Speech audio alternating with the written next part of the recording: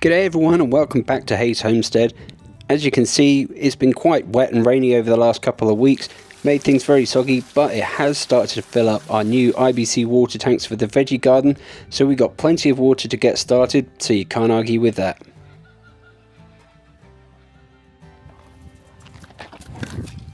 Oh, you can't eat the camera. The cows, as always, being a little bit mischievous, and Indy loves feeding Dougal his carrots, but at least they're staying in their paddock, so no more chasing them around to get them back in. Well, for the time being anyway.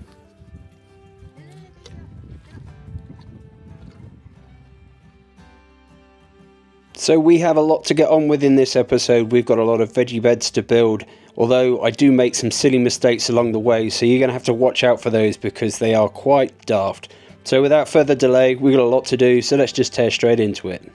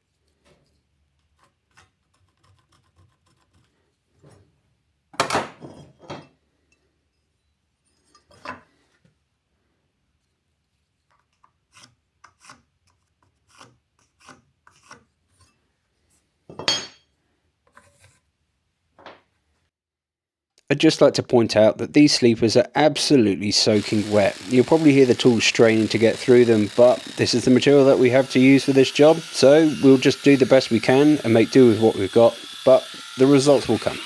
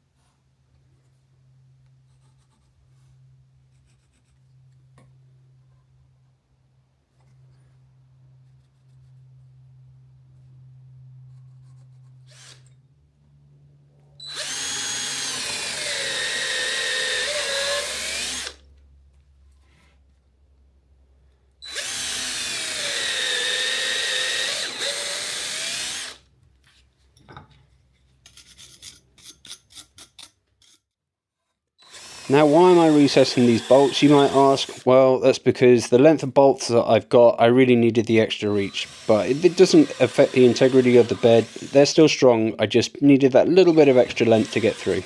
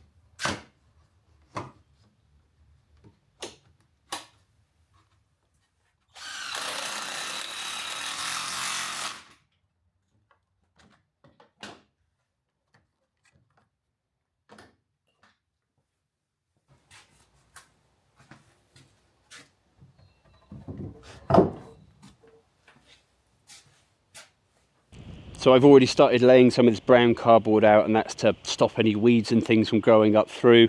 There's a lot of bramble in this area, and I don't want that taking over the veggie garden. So we're going to build each bed at a time, lay it on top of the cardboard. And we've also had a lot of rain over the last few days, so hopefully it makes it a bit firmer underfoot. But got 2 bed frames ready to go, so we're going to start building these, and we're just going to keep working through. But yeah, this is really going to start taking shape, so let's just get into it.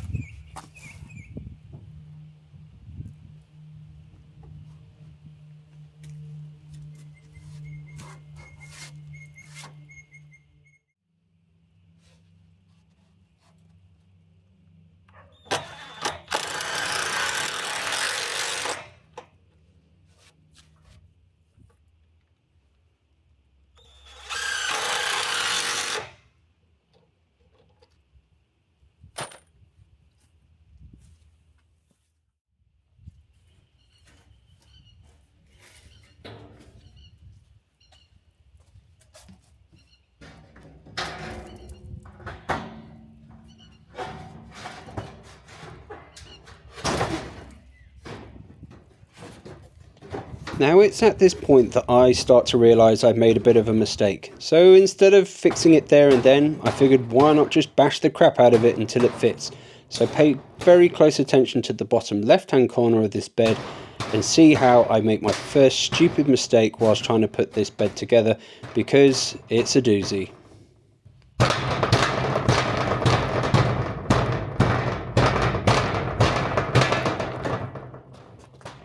There it is. What an idiot.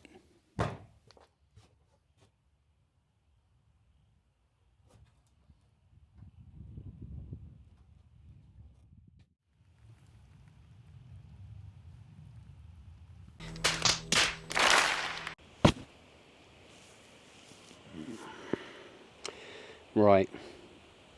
Lunch? So I went inside, gorged myself on ham and cheese toasties, and blamed my short-sightedness on not having lunch yesterday.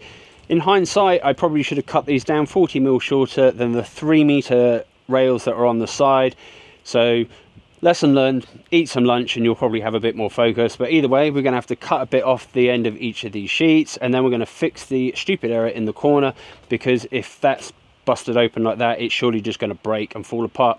So yeah, lesson learned, eat some lunch and then you'll have more focus.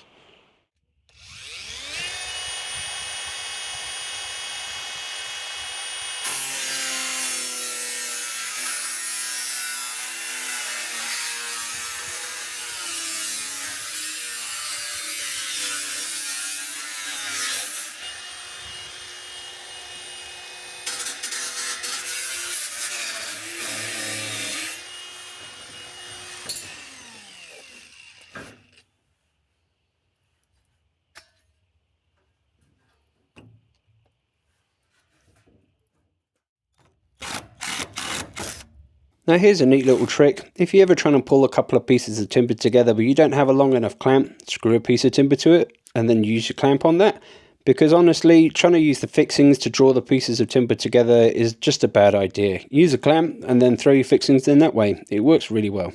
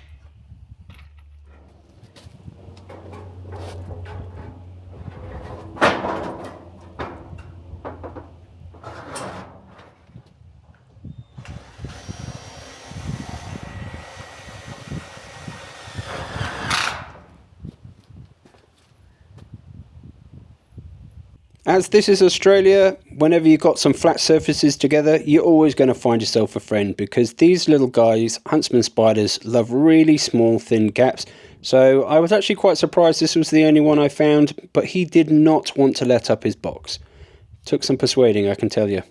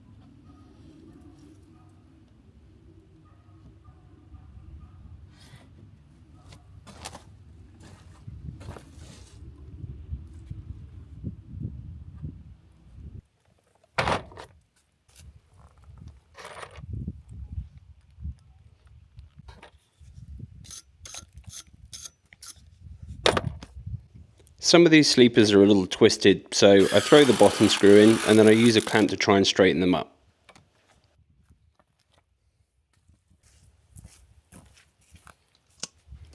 Now I was a bit concerned about the soft ground under the box, so I figured I'd just recycle this timber to create some pathways between the beds to stop me from absolutely destroying the cardboard before it had a chance to do its job.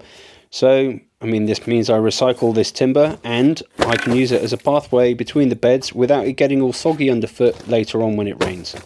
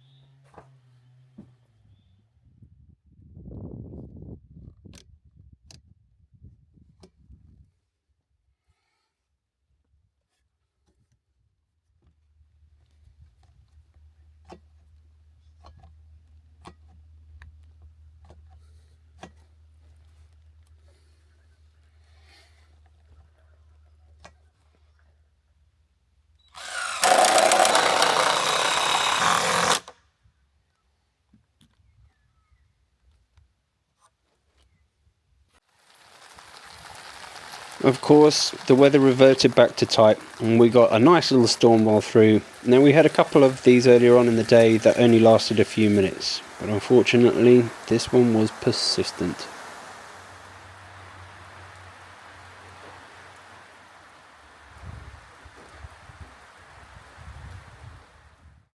After yesterday's downpour really threw a spanner in the works, I had to go and finish those beds off this morning. But now the sun is shining, it's actually quite warm, hence being in a t-shirt in the middle of winter, you can't argue with that. Got my string line set up, so we're going to start measuring out these posts and start digging them and getting them set in concrete, because we've got about 4 days of dry weather, so we should probably take advantage of that. So I've got my shovel, got my hole pincers and a tape measure. Let's have some fun.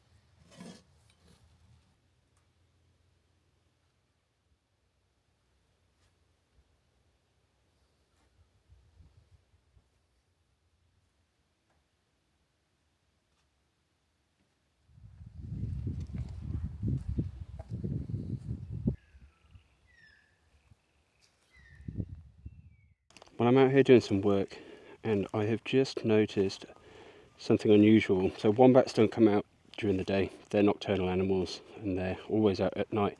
But I have seen one lying down near where I know there is wombat holes, and it doesn't seem to be moving. So I think what I'm going to do is I'm going to go down and check it out, get a little bit closer and see if the little guy's all right.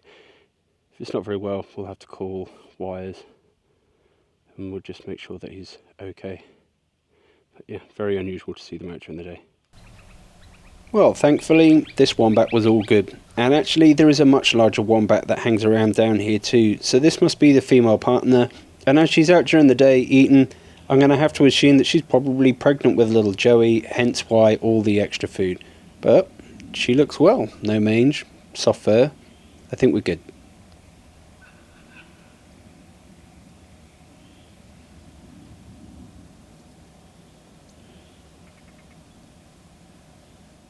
Well, it's a bit later in the day than I'd originally planned to start on this job because I just had errands and chores and other jobs that I had to prioritise. But nonetheless, we managed to get this last post in this run of posts here. So now I guess you could probably say this project is starting to turn a corner. Yeah, all right.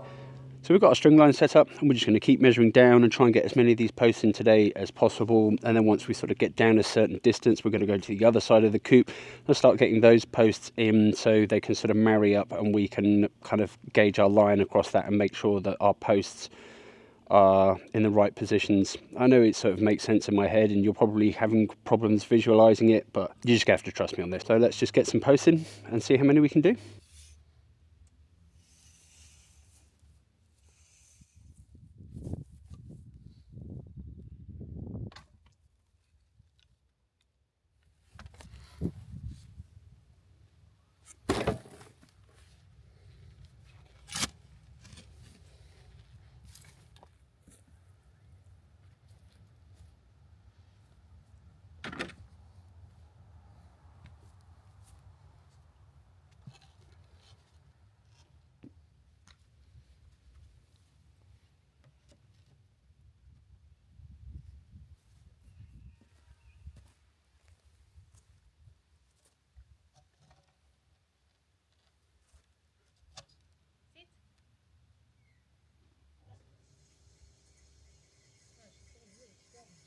Yeah, what's she got in her mouth?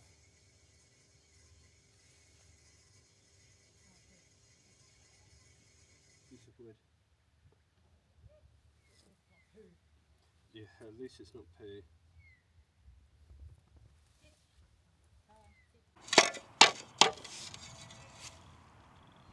So,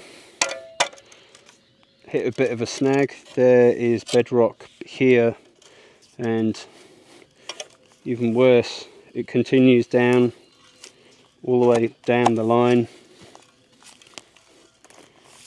Keeps going. So it's about 200 mil of soil, and then it's rock. So I can't really sink a post in 200 mil. That's not going to be very sturdy or stable at all.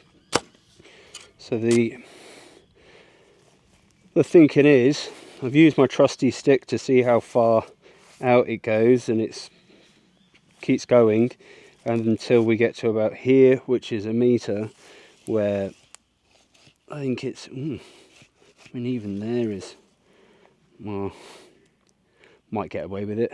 So I think tonight, bust out a box of crayons, go back to the drawing board, measure some things up and sort of come up with a plan of what I might do to change it, because if I have to bring the posts in here, it kind of creates this little cove in the corner, and I don't know.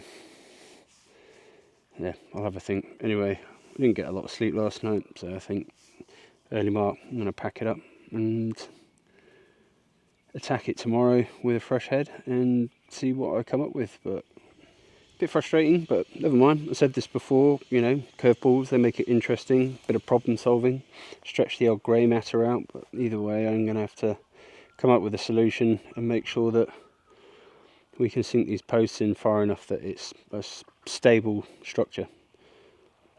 Well, let's do it tomorrow, eh?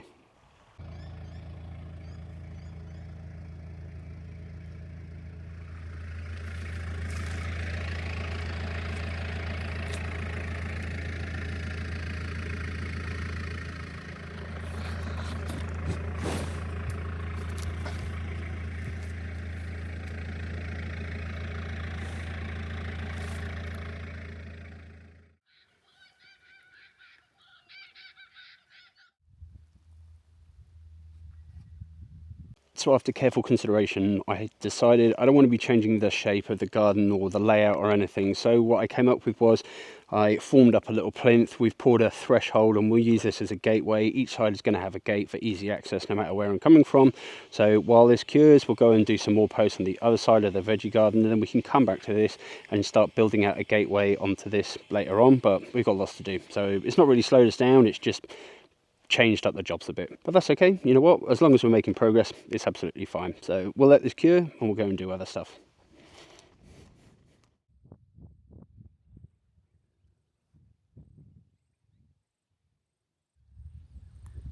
Hi Diego.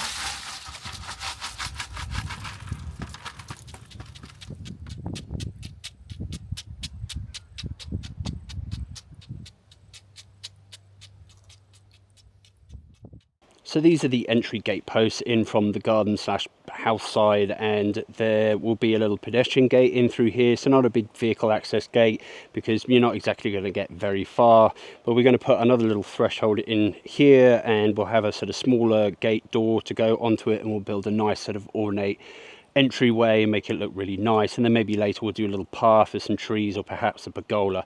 But we do have other things that we've got to get on with before the rain we've got next week, so you should probably get on with that. So we still need to finish off these beds, and that means putting the mesh in the bottom of the beds and also adding some bracing on the sides that we need to do before it gets wet next week. So hopefully while it's raining we can essentially start filling the beds with all the logs, because we use the hugel culture method. That's going to be a lot of weight, and we don't want the beds from bowing outwards and basically busting it open, and all that work would be undone. So first up, vermin mesh in the bottom, stop anything from digging up underneath, and then some bracing on the sides, and then maybe while it's raining next week we will be able to start putting logs and wood and stuff in the bottom of these, start filling them up, and hopefully they'll be ready to use before the spring comes, which is just around the corner. A lot of work to do, but it's starting to take shape, so let's just get on with it.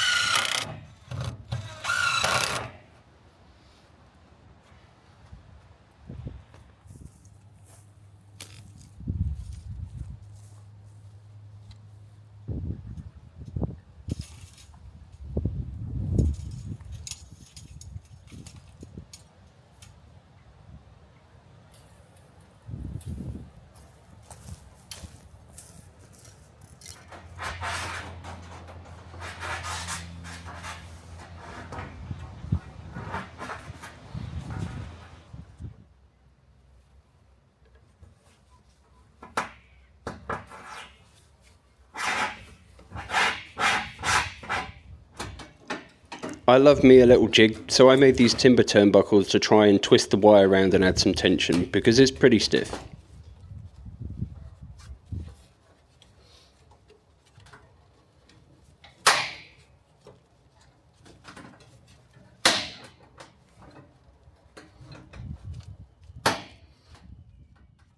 Well, there you have it. We've got the bracing on the side of the beds, and then we ran some tension wire between the two sides to really reinforce it and ensure that it doesn't bow out under the weight. Just because they are quite high beds, they're obviously going to be very heavy inside, but